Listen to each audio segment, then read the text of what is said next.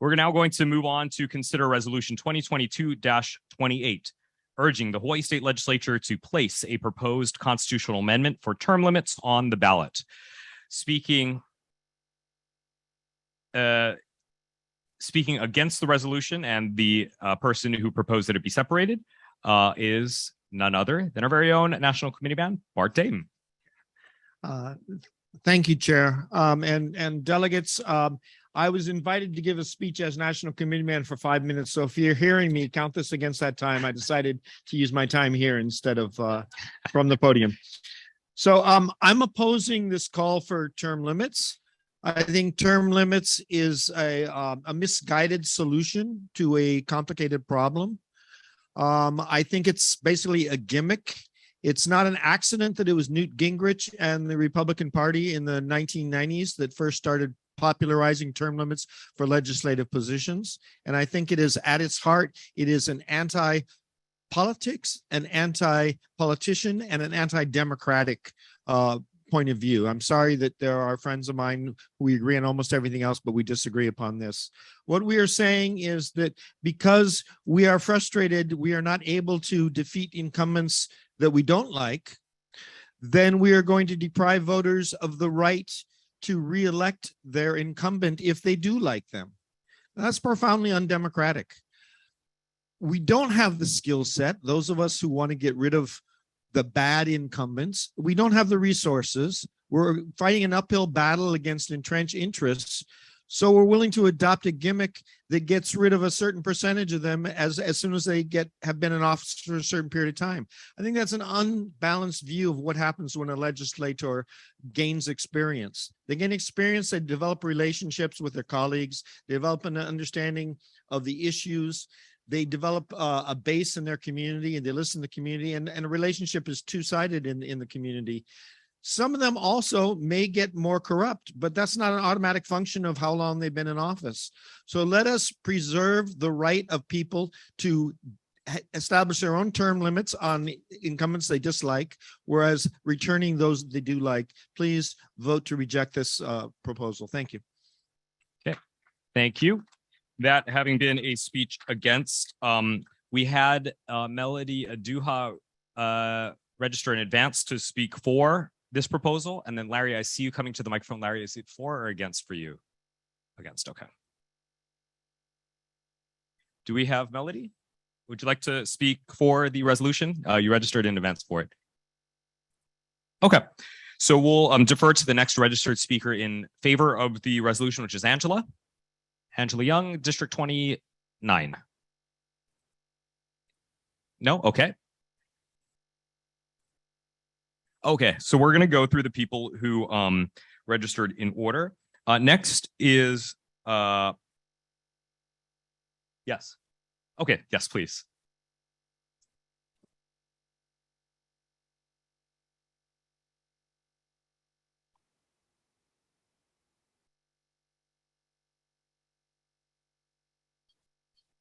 Aloha, Chair. My name is Melody Aduha, District 48. Precinct 1 President.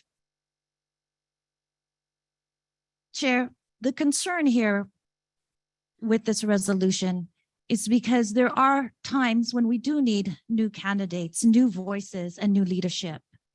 And we see that term limits is not a problem when it comes to the governor's race, when it comes to the lieutenant governor, the mayors, and all of the city council members.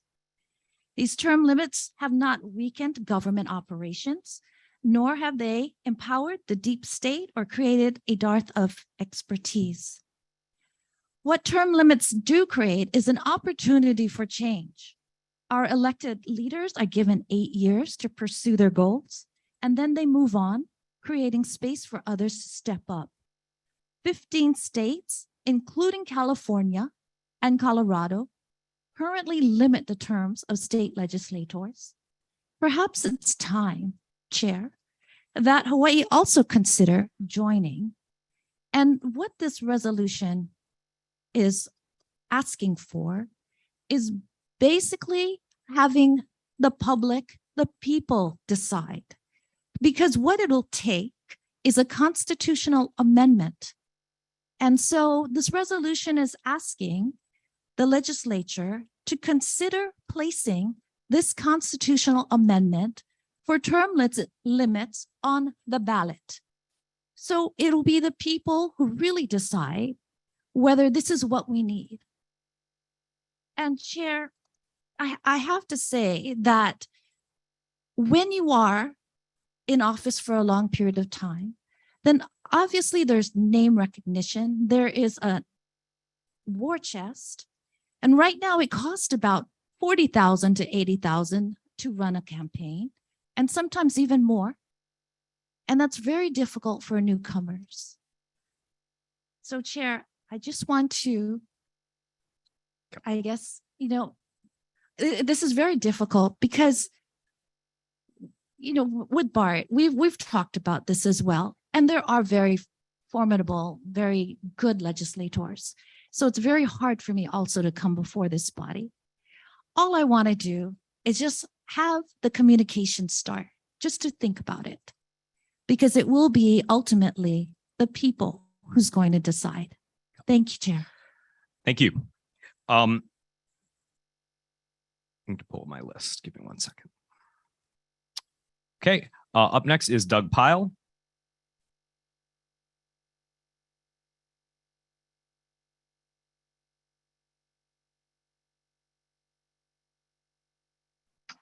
Hello, I think I'm unmuted. This is Doug Pyle. Yes, we can hear you. Please proceed. District 26. Yeah, I rise to speak very urgently against adopting this resolution. I have experienced in the past years, I think about 8 years as a co-chair of our party's legislative committee, and then 2 years as vice chair of the party. And I got to know the legislative process very well, advancing our issues, holding our legislature accountable, as we like to say, to our positions. And I find that this is just really backwards if we want to do that. And here's why. By having term limits, what you're going to end up with in practicality is the most experienced people who have learned the system of moving our agenda forward suddenly just have to leave right when they're getting good at it. It robs the not only the voters of their district of the opportunity to keep the ones that legislators they like. We Democrats work really hard to get people into office, and if we work on their campaigns and help them get elected, it is pretty absurd for the party then to say, let's all throw them out at an arbitrary date. That's a term limit. And furthermore, putting it on the ballot as a constitutional amendment will be a field day for the Republican Party to take that as an implication that there's something wrong with those Democrats that are going to be subject to term limits. They've already made that kind of argument in the past, and I don't think it's appropriate for our party to be handing such tools to opposing parties against our own incumbents. When I've seen many races where there were challenges and candidates have been defeated, and so lacking a term limit, the best way to deal with a incumbent who's not serving the district is run against them in the primary, and then let the best Democrat win. But I think arbitrary term limits really runs counter to what our good work and hard effort is, and our own interests of passing our legislative agenda. Doug, if you could wrap up. Am I? Yeah, I'm sorry. Obviously, I'm passionate. I'll stop there. Thank you very much. Very passionate about this. Thank you. That being a speech in favor, we have Cameron on Zoom. Cameron Dexter. And if you could state your district. Hello, can you all hear me? Hello? Yep. Can you all hear me? Yes. Cameron Dexter, 14-4. So there's two broad reasons why I oppose this. One is practical, and the second is coming from a moral issue. So first is we need legislators with experience to navigate the system to past our very ambitious vision that we've been talking about all day. These are long-term issues that require long-term experience, and knowledge takes time to develop. Nobody was good at became a professional violinist, first time they pick it up. Legislating is no different. And long-term working relationships also take time to develop, and they are to our benefit. Legislators are more inclined to work together if they know each other instead of if they don't. So this lack of experience with term limits is what we'll wind up having. And what it happens is we'll have more mistakes and more reliance on lobbyists for information, and this also removes effective lawmakers. But I then move to the moral reason is this. We've been talking about how we're a grassroots party good chunk of the day. Am I right? So if we really want to be grassroots, we should let each voting district hold their own legislators accountable at the ballot box. This would take away the choice from each district to choose their own destiny, and further, this would take this choice away from future generations. For that, I encourage all my fellow delegates to vote in opposition of this. Okay, thank you. So, is there anyone in the hall who would like to speak on this reso who hasn't already, or who hasn't been acknowledged already? So we have Larry in the hall and Roxanne. Okay. So Larry and Roxanne are the last two in the hall, and then we're going to exhaust the list of people who expressed in the chat on Zoom that they would like to speak. So we're going to close debate, but we have Carl, Larry, Eric on Zoom, Martha on Zoom, Lemomi, Dave Milinix, and Roxanne. Okay, great. So what we're going to do is we're going to go to Carl on Zoom. Carl on Zoom. Can you hear me? Yes. Great. Carl Polly, District 20, Precinct 4. So I'm speaking in favor of this, but it's with reservations, as you might say. I really respect what the points that Bart has made. I respect the points that Doug has made. Right, we do need to keep in mind that legislative term limits do seem to be something that is related to a contract on America. But at the same time, it's a tradition for the executive that's gone back a long time, right? I mean, Washington had a self-imposed term limit when the people said they wanted him to be president. The 22nd Amendment provides for term limits for the executive. Regarding the point that Doug raised about, and Cameron, about legislators needing time to have experience, that's not necessarily going to be negated by having term limits. It depends on how long the term limits are. Sure, if term limits are 2 years, 4 years, of course, nobody's going to get experience. But if term limits are 12 years, 16 years, 20 years, right? So then people would get experience, and at the same time, we might address some of the issues relating to entrenched special interests working with incumbent legislators. So I guess my point is, I support this in as much as it opens a debate on the issue for the broader community outside just our party. Thanks, everybody. Thank you. So that having been a speech in favor, we're going to go from Zoom. We're going to go to Larry Meacham here on the floor for a speech against. I recognize that this is a topic that a lot of people are passionate about.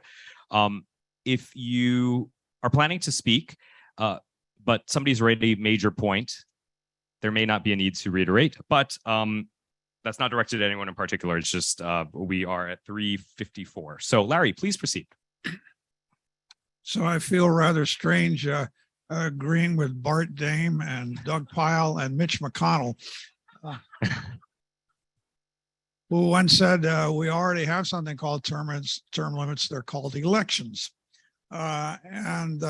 So just briefly touching on what I said before, voters have the right to reelect, or at least they should have the right to reelect.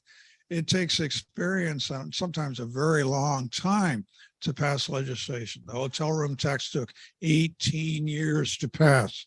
Then there's the matter of what happens after term limits. Well, if you look at California, they just switch seats. They do their term limit in the House, then they move on to the Senate, then they move on to something else. So it's not like you're wiping out professional politicians by having term limits. They're very adept at finding something else to race for. And the last point is the alleged benefit of term limits is that it will decrease the influence of special interests. Well, I ask you, what's going to happen when you have some newbie in there who doesn't know what they're doing? The special interests and the staff are going to make short work of them. And what happens even more dangerously in the last years of someone's term limits? How are you acting in the last semester of high school? Let me ask you, okay? Senioritis. Imagine 6 months to go, I'm up for sale, and no less than Alexander Hamilton warned against this. He said, when they're in for a long time, their avarice will overcome their avarice. In other words, their long-term interest will overcome the short-term interest of being bribed. So I don't think it's the solution to bribery. Sorry. Yeah. Thank you. I note that we have had more than 3 speeches in favor and 3 against. If there's anyone who, and there is a motion in the chat to call the question. It's been seconded. That requires, that does not, it's the purview of the chair. We can actually call it. So we will proceed to a vote on this resolution, which deals with placing a proposed constitutional amendment onto the ballot for term limits. So if we can proceed to Slido, everyone, on your device, or it's going to pop up next to you. The question, this is, this is not a amended as proposed. If we can, that's the next one. Sorry, this is to adopt resolution. The original resolution, yeah. Sorry. Yeah, this is the question that is there. And yes, shall resolution 2022-28 as originally submitted be adopted? So if you didn't get a chance to vote on this, yes would be to adopt, no would be to not adopt. So if you want to place a CONAM on term limits on the ballot, vote yes. If you don't want to place a proposed CONAM for term limits onto the ballot, vote no. We're going to keep this open for 60 more seconds.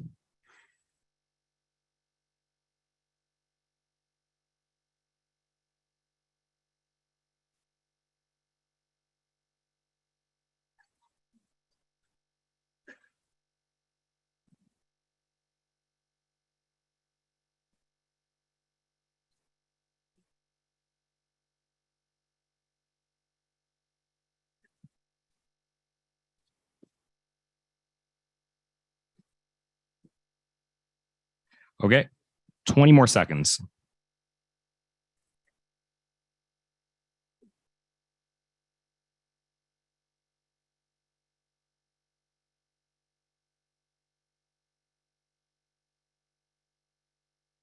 Five, 4, 3, 2, 1. Okay, thank you. We're going to close this.